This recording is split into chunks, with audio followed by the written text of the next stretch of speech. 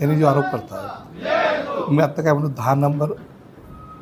10 number वार्डामध्ये Ashok आणि त्यांची Mrs दोघांनी आपल्याकडे उमेदवारी मागितली होती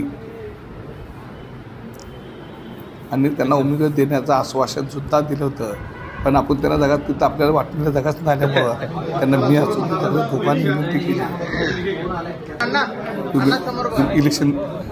तुम्ही इलेक्शन लढवू नका, तुम्ही थांबवा, पक्ष तुमचा एक वेळी वेगळी आणि ज्या वेळेला मासाड यांनी नगरसेवकाचे आज दाखल केले, माझ्याकडे नाही मागणी केली, जिल्हा अध्यक्षाकडे मागणी केली. आणि असे अनेक जे लोक आहेत जे जिल्हाध्यक्ष मागणी केली, डायरेक्ट माझ्याकडे आल्यानंतर मी त्यांना फर्स्ट पहिला विचारत होतो की तुम्ही जिल्हा अध्यक्षाकडे मागणी केली आहे का, जिल्हा अध्यक्षाच्या कानावर घातलेलं आहे का.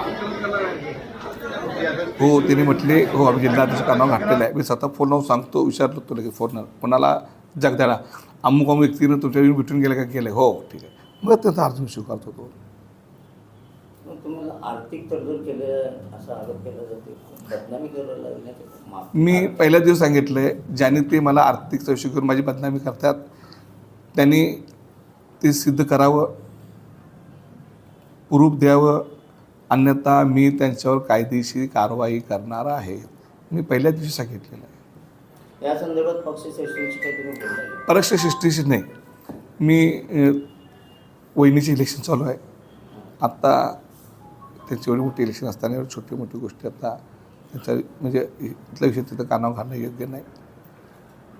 पण इलेक्शन बारामती झाल्यानंतर मी वहिनींना परत परदेशात असलेले तटकरे साहेबांना भेटणार आहे.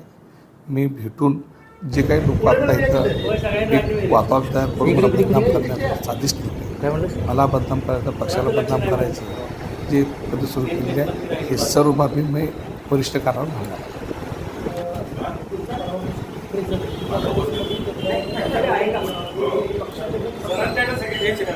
लकोटा आला होता, तो लकोटा तुम्ही सादर न करता तुम्ही स्वतःहून इथं ते नाव बदललेलं आहे. पक्षाकडून दिगंबर यांचं नाव आलं होतं, परंतु तुम्ही परत ते नाव बदललेलं आहे आणि तुम्हाला ते पत्र देताना त्यांनी फोटो देखील काढलेला आहे. एकदम बरोबर आहे. त्यांनी मला एक पाकिट आणून दिलं, फोटो काढला आणि भैया आत येत चला म्हटलं आणि पाकिट घेऊन गेले स्वतःच आतच. आत आम्ही बसलो तो आपण सर्व नगरसेवक आले, संजय काका आले, त्यांचे साधक म्हणून चर्चा झाली आणि चर्चेतून 2 नाव फायनल केले. अशोक मासाळींचं नाव कसं फायनल झालं, प्रक्रिया? जे माझ्याकडे 16 लोकांनी मागणी केली होती त्या 16 लोकांमध्ये मासाळचं नाव होतं, बरीच